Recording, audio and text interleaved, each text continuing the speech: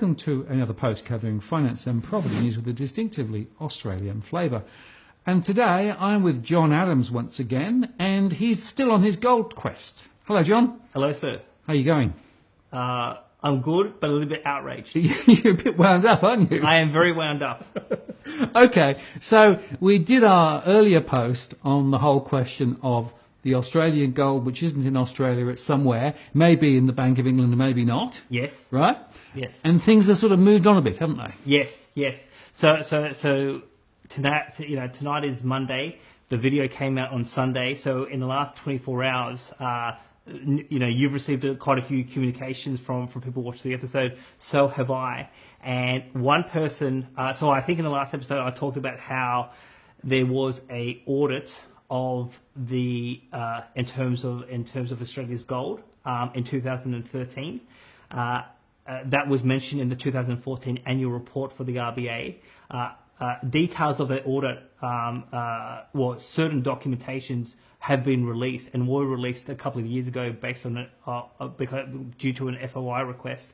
And the person who put in the FOI request sent me an email and said, "Hang on, you better go look at these documents that relate to the audit because you may find them interesting." So that's what I did at lunchtime today, and my jaw dropped when I read these documents. Okay, so just to be clear, these were the FOIs that the RBA were forced to provide some time ago? Yes. Okay. Yes. In how long ago? A couple of years? 3 or 4 years? Yeah, so I think they've been out on the public record for about 3-4 years. Yeah. So you can go to the RBA website. So the RBA have actually published these documents because of an FOI request, and we'll put the link in the notes in terms of YouTube to say then you can go to the RBA website, then you can download the documents and look at the source documents that we're going to talk about today. Okay. But in the last episode, we said there's 80 tonnes, and the Reserve Bank, according to the 2018 annual report, have leased 11 tonnes. So the last episode was about focusing on the 11. Now, about the 69, your question to me was, how do we know that the gold is there? Yes. So I said there was an audit of that amount that is sitting in the Bank of England, and we said let's assume for the purposes of the previous conversation that gold is there, it is secure. Now, what we have learnt from these documents was, I'm going to call out 3 big scandals that I have learnt, because of these FOI documents. Okay. So the first scandal is that prior to 2013, Australia had never ever conducted an audit of its gold in the Bank of England. So we're talking about 3, depending on the gold price, so at 80 tonnes, depending on how much, $3 billion, $4 billion, $4.5 billion sitting in the Bank of England.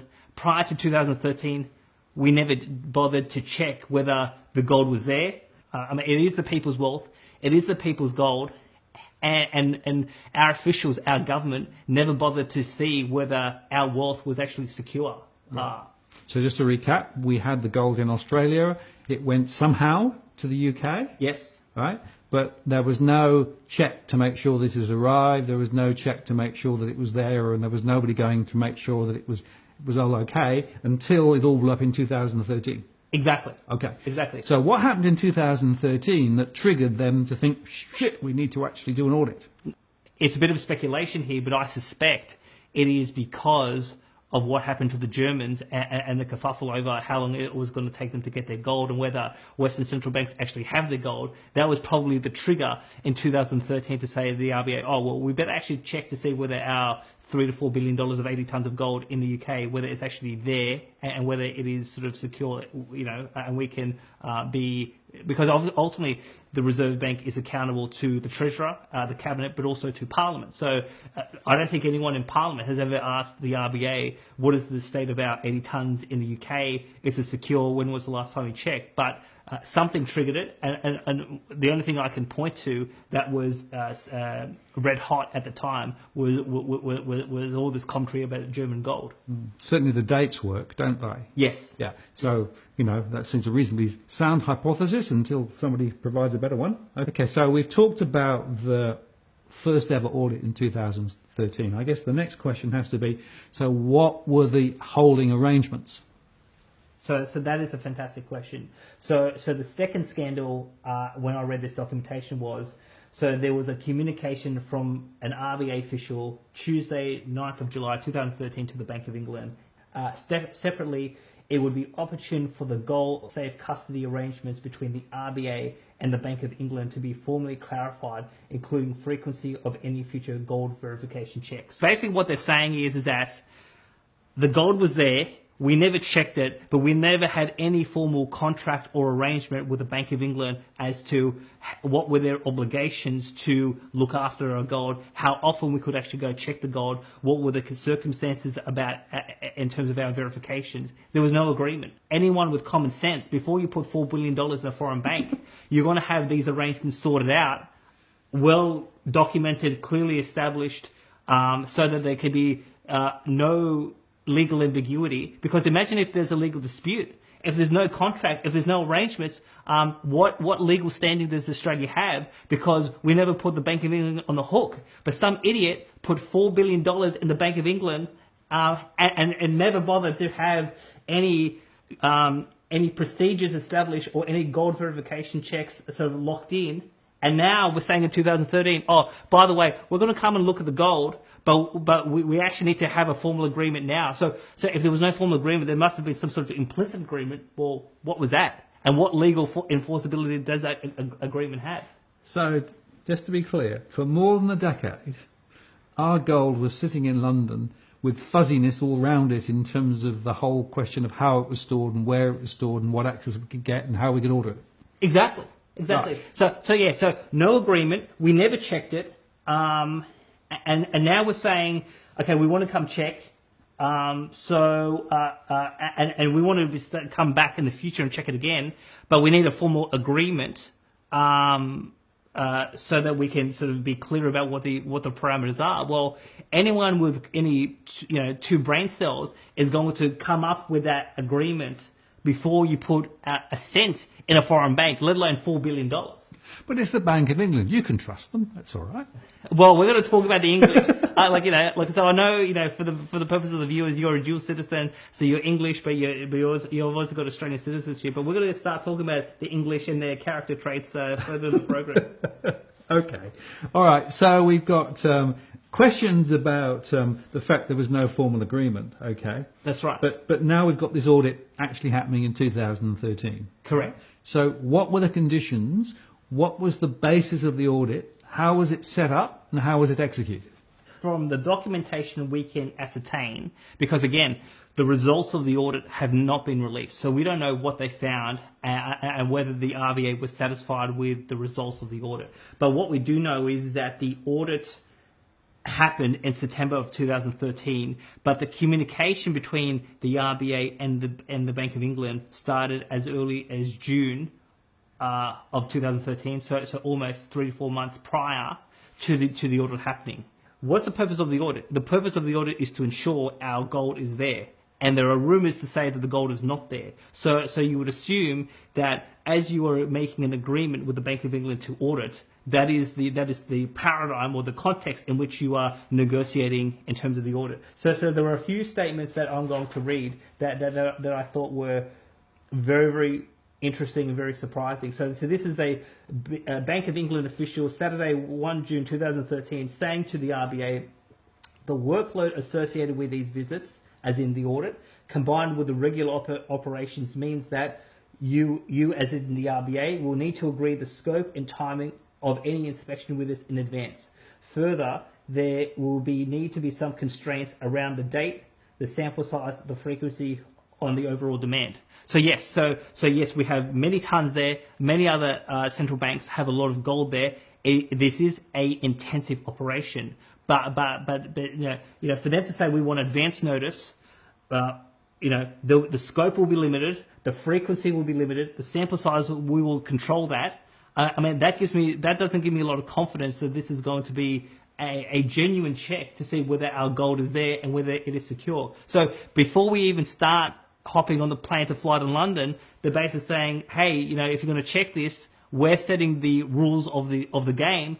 And anytime, having worked at a Big Four accounting firm, having worked in the Commonwealth Public Service in Canberra, the power should be with the auditors, not those who are being audited. But this is clear that the Bank of England is setting the rules of the game and saying to Australia, you will conduct the audit on our terms, and anyone planning an audit on that basis, it's not a legitimate audit. Because by definition you are having your wing clipped and you're actually being focused in particular areas or whatever, right? So yes, it's not open and free inquiry. Exactly, yep. Exactly. So that statement was the 1st of June. Right. Then on the 9th of July 2013, another communication from the Bank of England. In offering gold inspections, so this is a quote, in offering gold inspections, we will be as accommodating as we can, subject to the principle that we can continue to run our normal vault operations. With this in mind, inspections should last no longer than 2 or 3 days. Mm-hmm. So again, they're saying to us, we will control the frequency, we will control the sample size, we'll control the date. You got to tell us in advance when you're coming. And when we say in advance, at least 4 weeks, if not more. Now, this is June, and they're saying, well, I mean, if they're talking in June, so they know that something is coming, 2 or 3 months down the track. So if there is a conspiracy afoot, if the Bank of England doesn't have our gold, well, they already have advanced knowledge that we're coming, and we're going to check. So obviously, because not saying that there is a criminal conspiracy on the table, but if there were, the more advanced notice you give to the counterparty, I mean, the more they can start to cover up their tracks. So here in this statement, they're saying that you've only got 2 or 3 days, and then we're going to basically throw you out. I mean, what they sort of say is, more than 3 days, and you're going to start to interfere in terms of normal vault operations. Well, again, guess what? If I'm RBA governor, if I'm the Prime Minister of Australia, I'm going to say, governor of the Bank of England or the UK Prime Minister,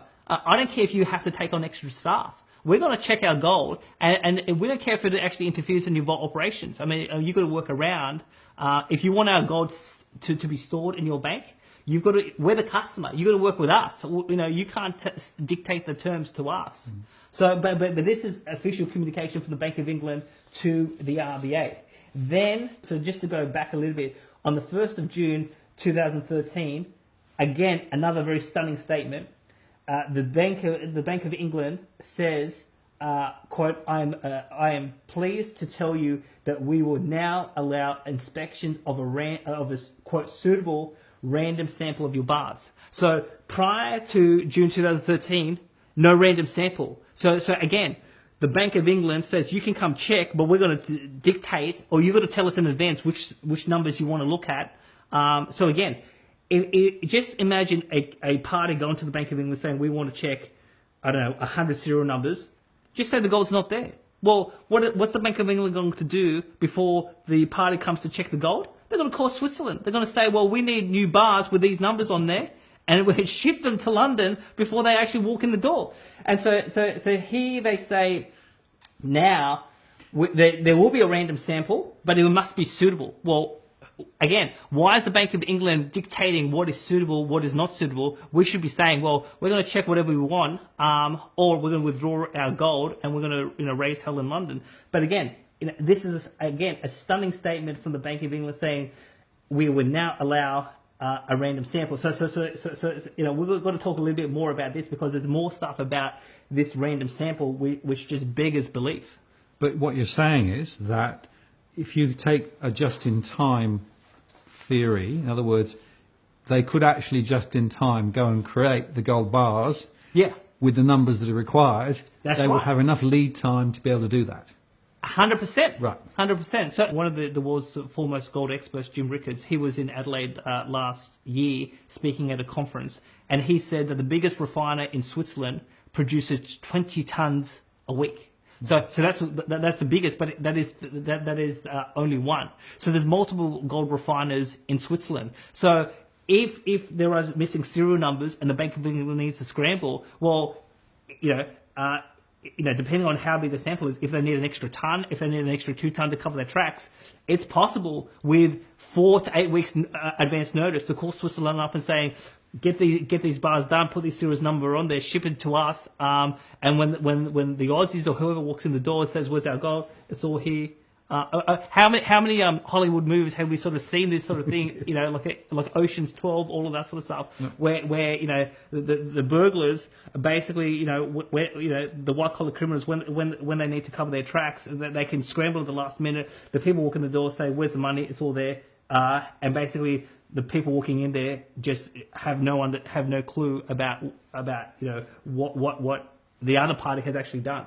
Yep. Now, the 12th of August 2013, an RBA official sends an email to the Bank of England to lock in what the terms of the audit are. So there's a few statements in this communication that I found quite surprising. So the first one is a quote, as a first-time review of the bank's gold holdings. So the sentence goes on, but this is significant because this confirms what we said in Scandal 1, which was up until 2013, there was no RBA review of Australia's gold. Yep.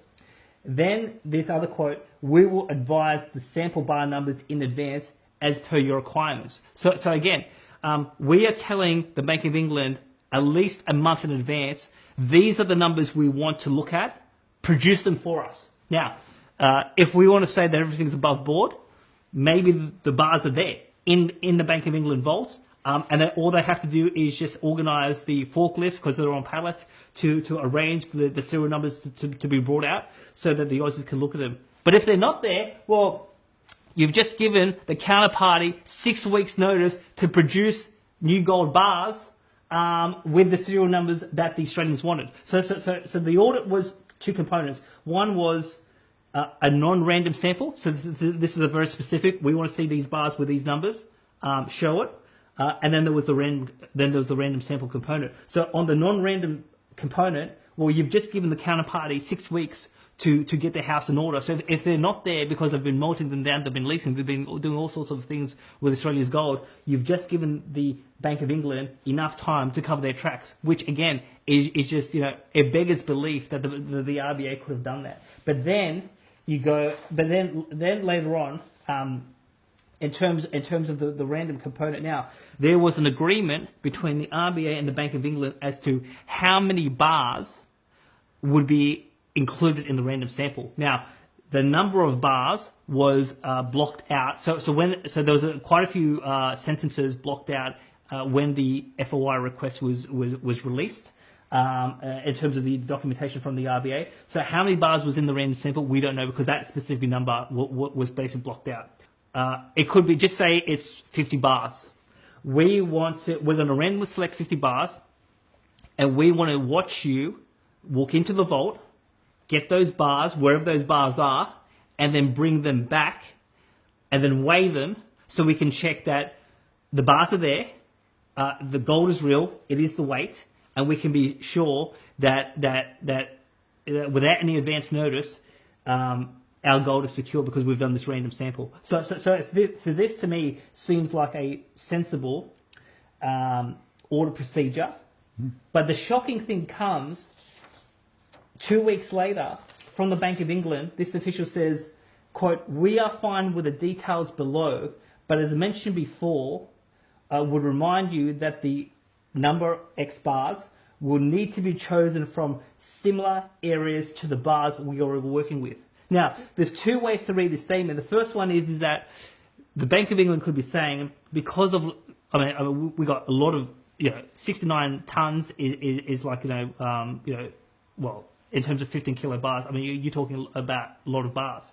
So the Bank of England could be saying, well, it's going to be a huge logistical exercise if they start picking a whole bunch of random numbers, because we'll have to move pallet here, pallet there, we'll have to the forklift driver, blah, blah, blah, blah. So we don't want to go through any what I would describe as any unnecessary cost, any unnecessary effort, and so therefore, if we're going to pick a number, if we're going to pick a sample with these serial numbers, pick something close to it that's close to the pallet, so we don't have to move the pallets all over the place.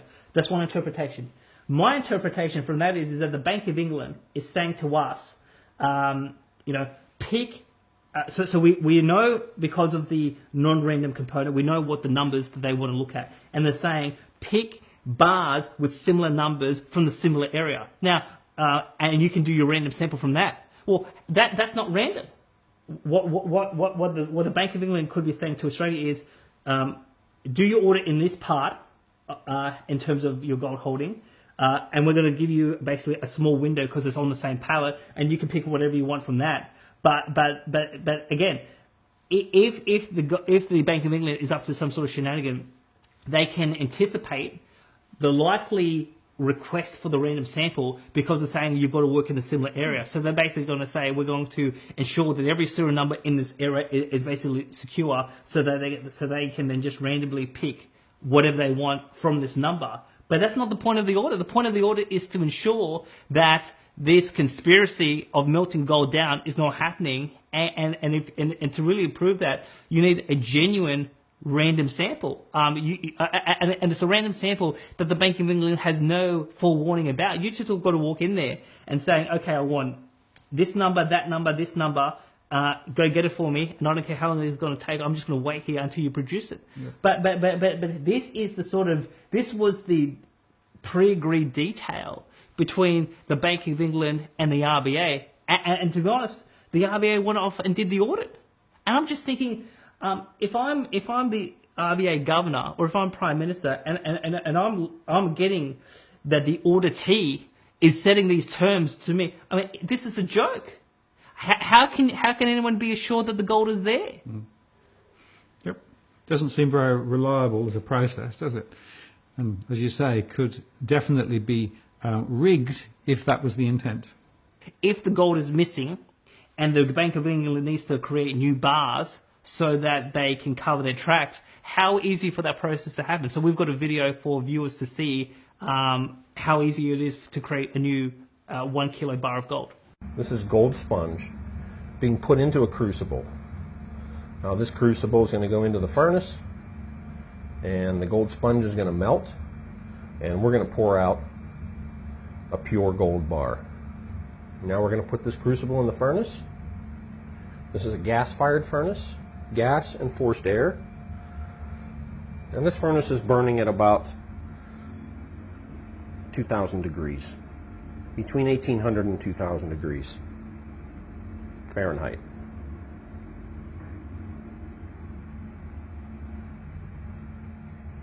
Now this is going to take probably about 15 minutes for that to become completely molten and ready to pour. So this is our gold bar getting ready to be poured. Jesse has opened up the furnace. He's going to grab the crucible with the tongs, very hot, and inside is all the molten gold, and he's going to pour it right into this graphite bar mold.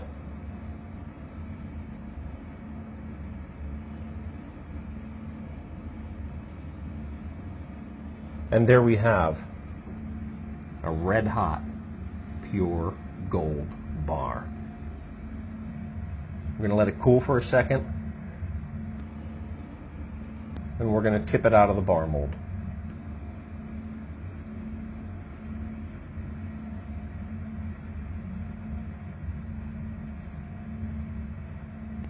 Solid gold.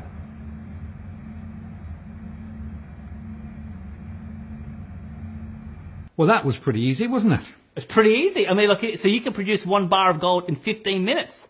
Yep. So obviously the standard gold bar is 400 ounces, or about 15 kilos. So yes, it will take a little bit more time than 15 minutes. But again, if some of Australia's gold is missing, and you've got at least 6 weeks advance notice about roughly what sort of serial numbers that the Australian is going to look at, it's not going to take a lot of time to basically put in some orders into refiners in Switzerland, get these new bars produced, ship them back to London, put them all out, put them all out nicely, and then get the Aussies to walk in and basically say, "Hey, aren't these great? Are these guys fine chaps? Our gold is there. Nothing to worry about.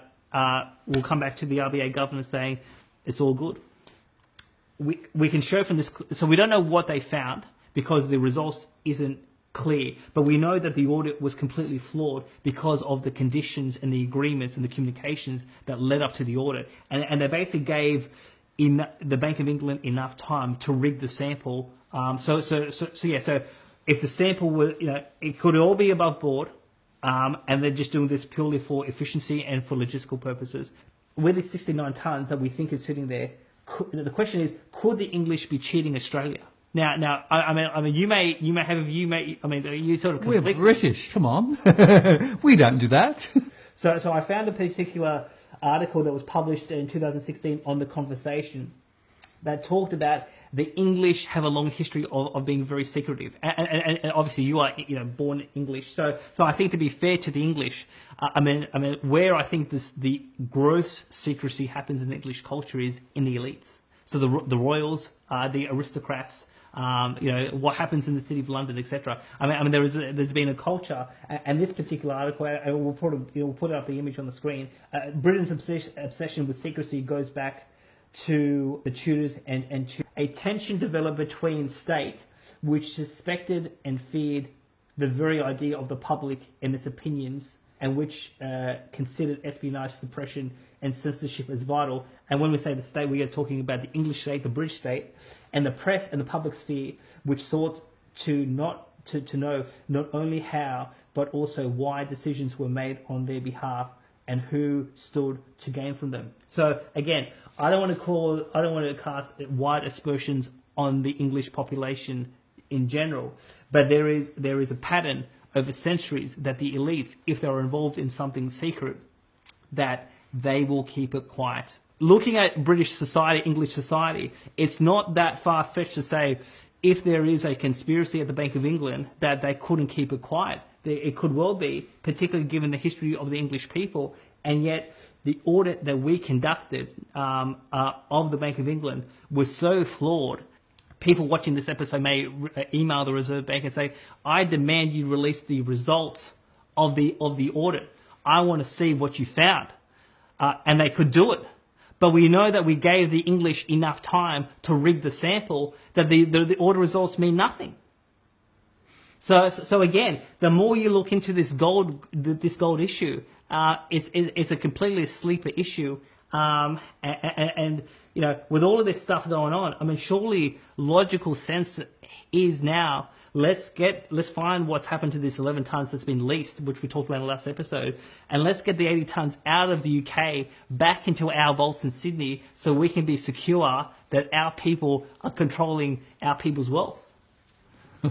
Okay, John, hands over? Yes. Okay.